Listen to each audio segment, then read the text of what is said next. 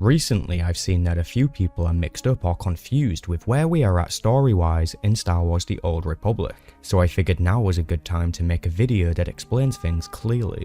In the latest cinematic trailer SWTOR, the timeline is set at 3625 BBY, that's 28 years after the Treaty of Coruscant. Darth Malgus is actually 75 years old in that cinematic, a testament to the lasting strength and power of a competent Sith Lord. Right now, the galaxy has pretty much returned to its usual state of Republic versus Empire. The Alliance faction is basically a memory at this point, however there are some choices that allow you to keep it, but the galaxy for the most part is Republic versus Empire again. Both factions are fighting for what's left of the galaxy after all that's happened in the years prior.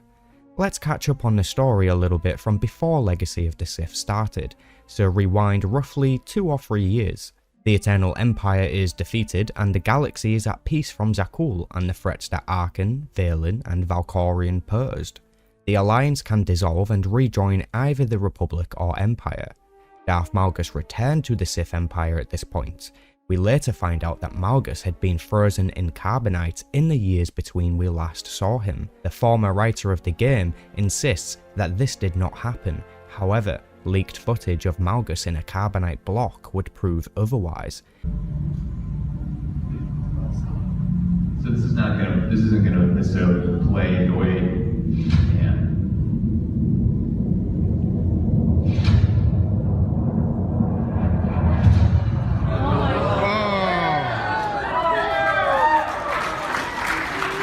Whether or not this part of his story will be retconned is unclear, but for now, the new ruler of the Sith decided to use him as a weapon. So when Malgus returns, he is indoctrinated into servitude by either Asina or Vauron, whichever is the new Sith ruler.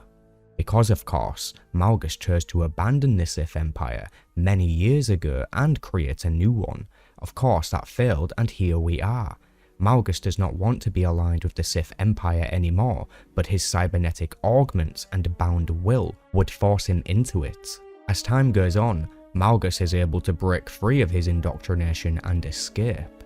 While the Republic and Empire continue to fight, Malgus disappears and goes about his secret Sith business, which we now know to involve some kind of technology or relic, once created by a Sith Lord known as Darth Null.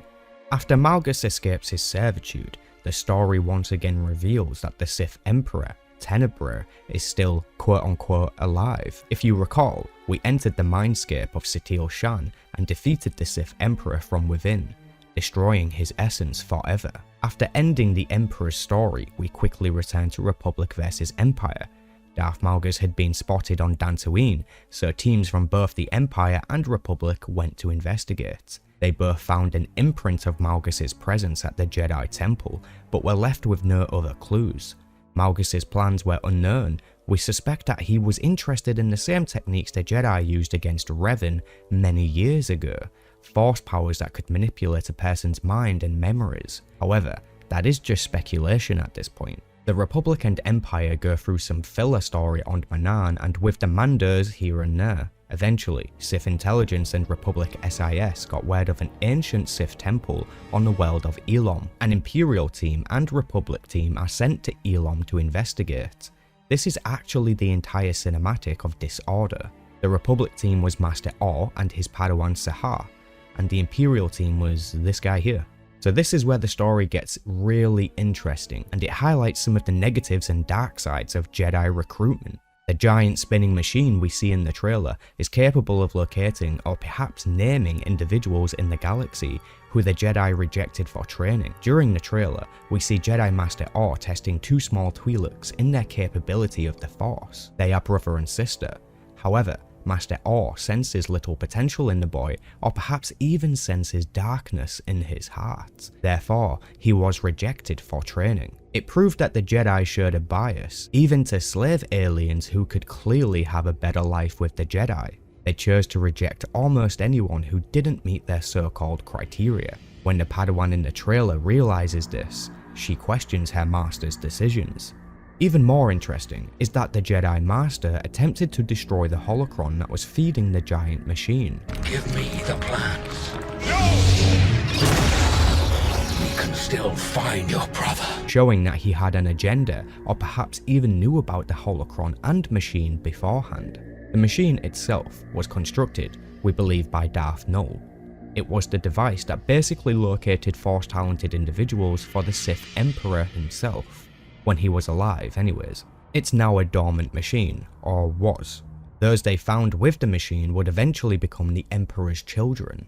This was a sleeper agent group of people who were indoctrinated by the Emperor from a young age, waiting in the sidelines to do his bidding. This confirms that the likes of Kira Carson and possibly even Sayobe Khan were probably also located using this device way back when they were enslaved. Darth Malgus, as we know from the trailer, shows up on Elon too. Clearly, he's interested in the machine as he yelled "No" when the Jedi Master destroyed it. But also, as we know, Malgus defeats them both and takes the holocron with him. When you're ready, break free. Meaning that Malgus now has the potential knowledge to locate lost individuals primed and ready to be trained. Why Malgus would be interested in this is very unclear. However, I can tell you he did not keep that holocron for long. In fact, during the game, you are sent as backup to the temple and you arrive just as Malgus is walking out the temple. The transition could not be smoother.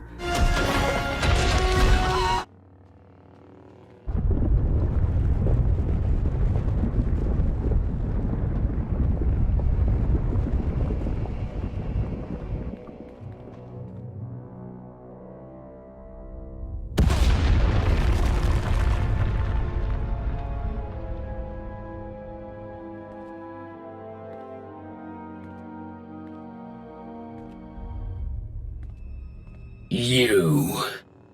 I should have known. I did not come here for you. Stand aside, or die. You know you can't win, Malgus. Drop your weapon. It's over. I am not the man you fought before.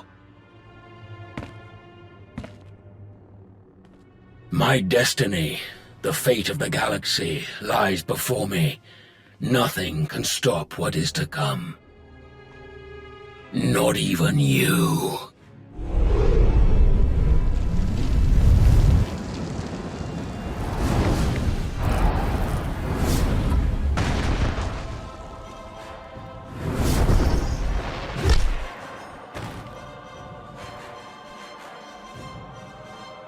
When we meet up with him, we kick his ass and take him prisoner, so Malgus is now in prison and unwilling to talk about his plans. However, he does claim that what he has begun will not end with him.